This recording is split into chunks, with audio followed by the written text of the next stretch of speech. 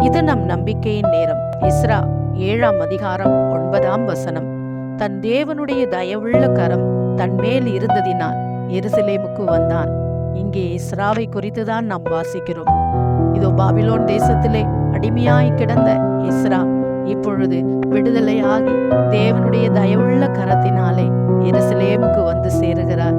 இப்படிதான் எத்தனையோ காரியங்களினாலே அடிமைப்பட்டு அந்த அடிமைத்தனத்திலிருந்து வெளியிலே வர முடியாமல், எருசலேமாகிய தேவனுடைய ஆலயத்திற்கு வர முடியாமல் சிறையிருப்பிலே இருக்கிற உன்னை குறித்துதான் தேவன் சொல்லுகிறார்.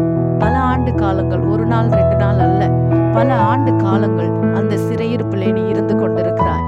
இப்பொழுதும் தேவன் உன்னை பார்த்துதான் சொல்லுகிறார், அந்த சிறையிருப்பிலிருந்து தேவன் உன்னை வெளியிலே எடுக்க போகிறார். உன்னை வெளியிலே எடுக்க போகிறார்.